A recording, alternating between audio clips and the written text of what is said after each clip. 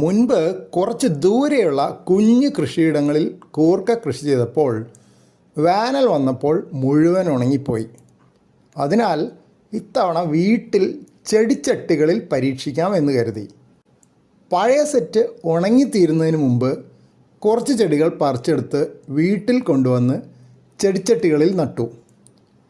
വലിയ ചെടികളുടെ ശിഖരങ്ങൾ നുള്ളിയെടുത്ത് മറ്റ് ചെടിച്ചട്ടികളിൽ നട്ടു.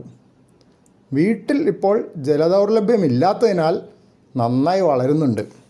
കൂർക്കയ്ക്ക് ചൈനീസ് പൊട്ടറ്റോ എന്നൊരു പേരുമുണ്ട്. ഉരുളക്കിഴങ്ങിനോട് സമാനമായ പോഷക ഗുണങ്ങളുമുണ്ട് എന്നാണ് പറയപ്പെടുന്നത്. കൊളസ്ട്രോൾ കുറയ്ക്കാൻ ഉപകരിക്കുന്ന ഫ്ലാവനോയിഡുകളും ഉണ്ടത്രേ. വേപ്പിൻ പിണ്ണാക്ക് വളമായി കൊടുക്കുന്നത് നല്ലതാണെന്ന് കേട്ടു. ഇനി അത് എവിടെ കിട്ടുമെന്ന് നോക്കണം.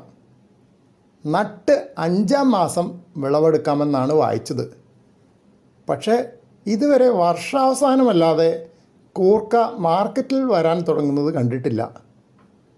വള്ളികൾ ഉണങ്ങുമ്പോഴാണത്രേ വിളവെടുക്കേണ്ടത്. ചില ചെടിച്ചട്ടികളിൽ കൂർക്കയുടെ കൂടെ പയർ ചെടിയും കാണാം. അവ നൈട്രജൻ വളം സ്വയം ഉണ്ടാക്കുന്ന ബാക്ടീരിയ വേരുകളിൽ വഹിക്കുന്നവയാണല്ലോ. ഇതേ കാരണത്താൽ മുൻപ് പയർ കൃഷി ചെയ്തിരുന്ന ചില ചെടിച്ചട്ടികളിലും കൂർക്ക നട്ടിട്ടുണ്ട്.